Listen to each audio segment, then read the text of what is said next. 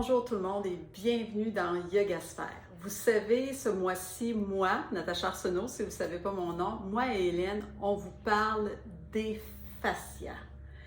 Et aujourd'hui, ma vidéo porte vraiment sur ce que les fascias viennent nous donner comme information, qu'est-ce qu'ils viennent nous transmettre, qu'est-ce qu'ils veulent nous communiquer. Mais tout d'abord, j'aimerais quand même faire un petit tour d'horizon, vous parler un peu des fascias avant de venir vraiment au thème d'aujourd'hui, à la raison pourquoi je vous parle aujourd'hui. Je vais vous parler vraiment de ce que les fascias veulent nous informer. Tout d'abord, c'est un sujet vraiment maintenant d'actualité. Le corps facial, j'aime bien l'appeler le corps facial parce que le corps facial n'a pas de début et n'a pas de fin.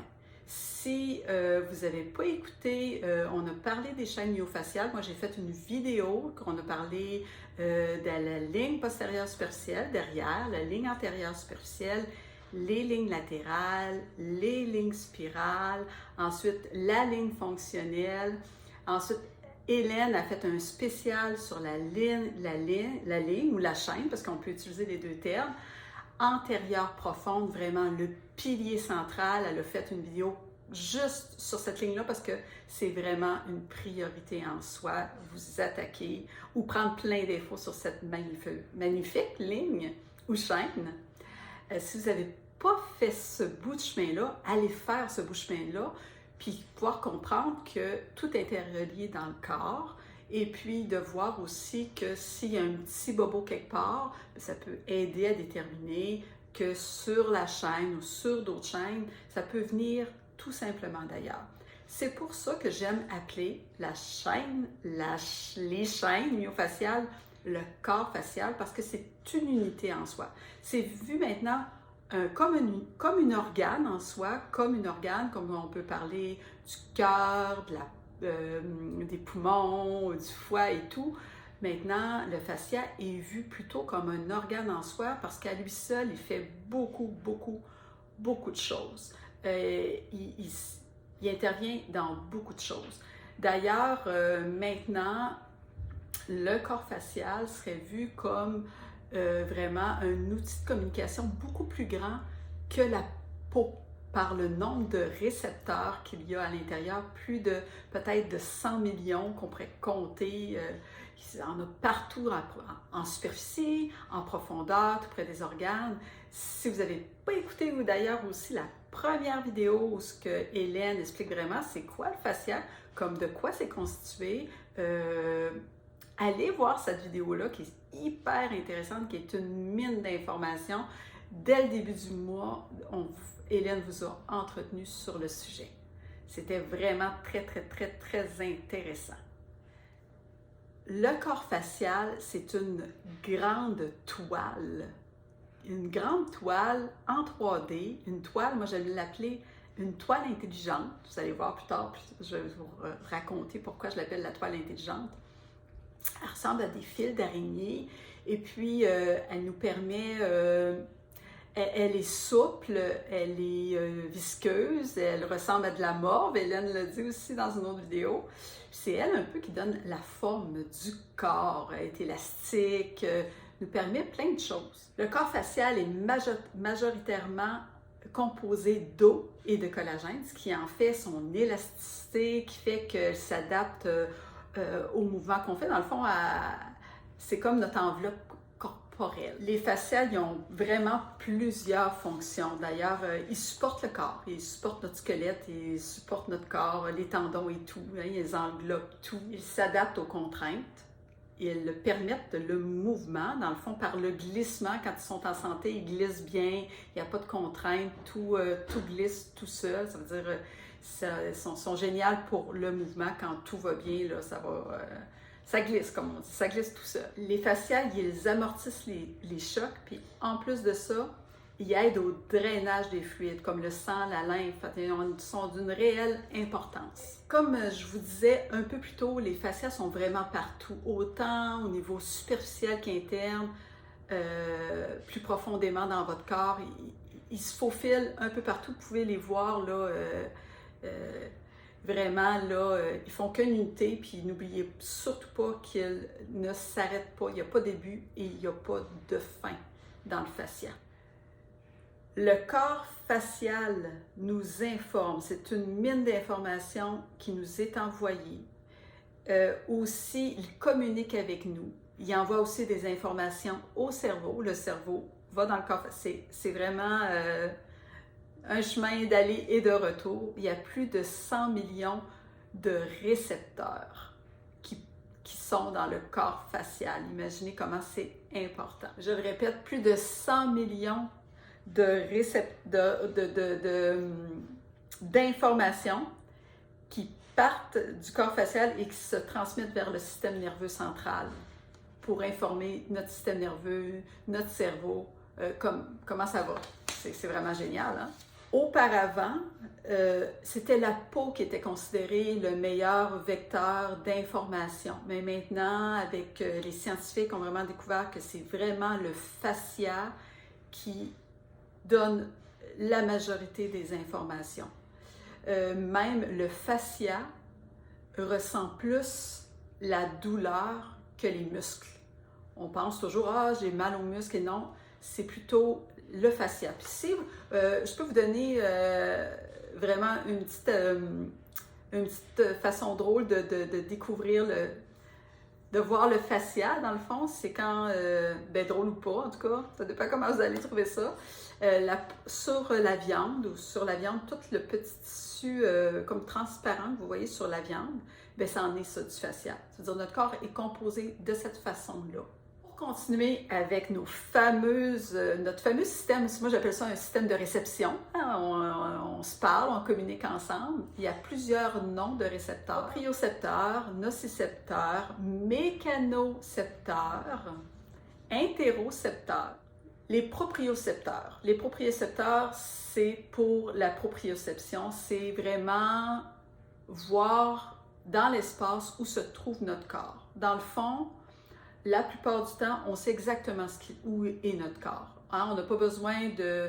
Présentement, je ne regarde pas ma main, puis je sais exactement que ma main est levée, que je vous parle, qu'elle est pas qu'elle cache pas mon visage, je la vois pas, tu sais, mais je sais qu'elle cache pas mon visage, je sais qu'elle est juste au-dessus de mon épaule. J'ai pas besoin de regarder pour savoir où est ma main présentement. Ça peut vous donner aussi une idée, quand vous vous levez la nuit, vous n'avez pas besoin de regarder vos jambes pour avancer, même s'il fait noir, dans le noir. Vous n'avez pas besoin d'ouvrir la lumière pour marcher, d'avancer une jambe devant l'autre. Vous savez exactement que la jambe droite est devant, puis qu'ensuite, c'est la jambe gauche, même que ça se fait naturellement.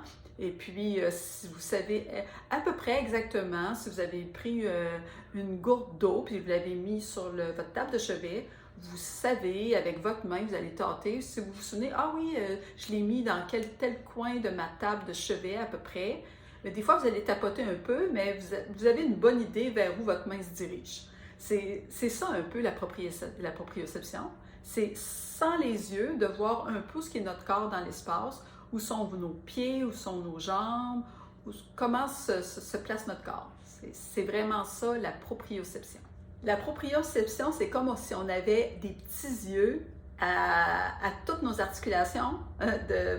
Les articulations, c'est ça qui nous permet le mouvement, mais c'est comme si on avait des petits yeux à chaque articulation pour vraiment se déplacer dans l'obscurité, hein, parce que les articulations, eux, ils ne voient rien. Là. Hein, là, j'ai donné l'image qu'on était dans le noir la nuit, mais imaginez que pour les articulations, c'est la nuit toujours. La nociception, c'est vraiment au niveau de pouvoir ressentir la douleur. Comme je vous disais tout à l'heure, il y a plus de récepteurs dans les fascias de douleur que dans les muscles. Les muscles ressentent de la douleur, mais vraiment les récepteurs les plus présents sont vraiment dans le fascia. Le fascia, c'est vraiment, il y a une mémoire sur la douleur, capable de capter vraiment bien la douleur. Autant les bonnes sensations que les mauvaises. C'est-à-dire que si vous recevez un massage et que ça vous fait du bien, vous allez bien ressentir le message qui est plaisant, autant que le message qui est déplaisant, que si, admettons, vous mettez votre main près d'une source de chaleur, prêt à vous brûler, vous allez enlever rapidement votre main parce que c'est aussi, ça en fait partie. Tu sais, c'est pas juste à la surface de la peau, mais même à l'intérieur, on peut sentir des douleurs, on peut sentir des inconforts, ça en fait partie. Les mécanocepteurs, c'est plus qu'est-ce qui se passe à l'extérieur de vous, les stimuli extérieurs. Pression sur votre corps, des vibrations, des chocs, c'est ce que vous ressentez un peu. C'est ça les mécanocepteurs. Les chimiorécepteurs, c'est vraiment les spécialistes de tous les changements physiques qui se trouvent au niveau de votre corps. Puis tout simplement, je vais vous parler de l'inflammation. Plusieurs facteurs inflammatoires peuvent causer des maladies métaboliques dans votre corps. C'est déjà de plus en plus documenté avec, vous savez, le microbiote et tout ça, qu'il y a beaucoup de maladies maintenant, qu'on met beaucoup, qu'on détecte de plus en plus que l'inflammation en serait en cause. Ça, il y a beaucoup d'études sur le sujet, là. Si vous vous intéressez à ça, vous allez trouver tout plein de choses. Ensuite de ça, il y a les interorécepteurs. Hein? C'est l'interoception, c'est vraiment intérieur, ça le dit intérieur de soi. Ce sont les spécialistes de ce qui se passe à l'intérieur de vous, comme la température de votre corps, ressentir les choses à l'intérieur de vous, ressentir la faim, ressentir la soif, c'est ça les interorécepteurs, l'interoception. Être vraiment connecté à ses sensations physiques internes. Les fascias ont une mémoire émotionnelle.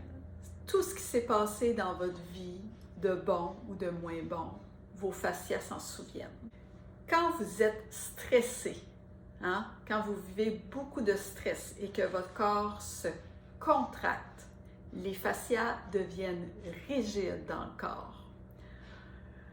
Et puis, vous pouvez accumuler cette rigidité-là sur des semaines, sur des journées, des semaines, des années, et le corps garde ça en mémoire et puis peut créer des douleurs chroniques, peut créer des problèmes de santé éventuellement, ou le corps aussi va prendre des postures, va garder des postures de rigidité reliées au stress.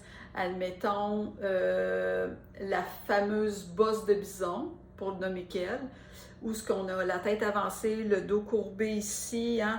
Quand on est stressé, ça se peut qu'on ait même les épaules relevées, c'est-à-dire on sent les tensions dans le cou, dans le milieu des omoplates.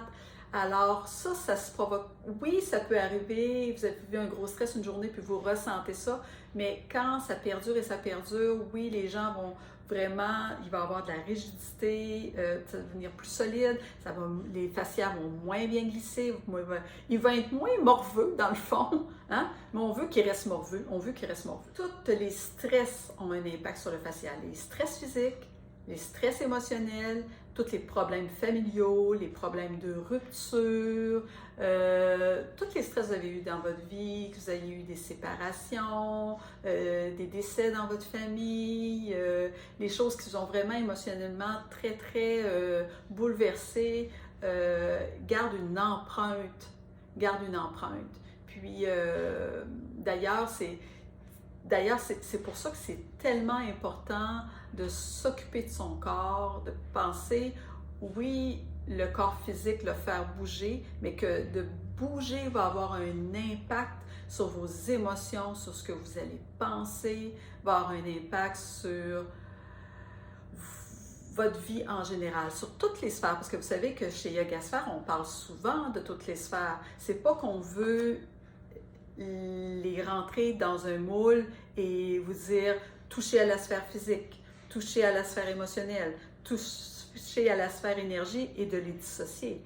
Non, on en parle en les dissociant, mais en sachant très bien que tout est interconnecté ensemble et que si on touche, admettons, au mouvement, qu'on amène plus de fluidité dans vos mouvements, il est certain qu'on va toucher à votre sphère énergétique, qu'on va toucher à votre sphère émotionnelle, et puis vous comprenez le principe, ça va s'enchaîner un par-dessus l'autre. C'est ça la merveille des choses, c'est que vous pouvez avoir, sans dire je dois m'occuper de tout mon corps physique, mon corps, sans être complètement en conscience de tout ça. Là, je dois m'occuper de mon corps physique, je dois m'occuper de mon corps émotionnel, je dois m'occuper de mon corps spirituel, je dois m'occuper de tout ça.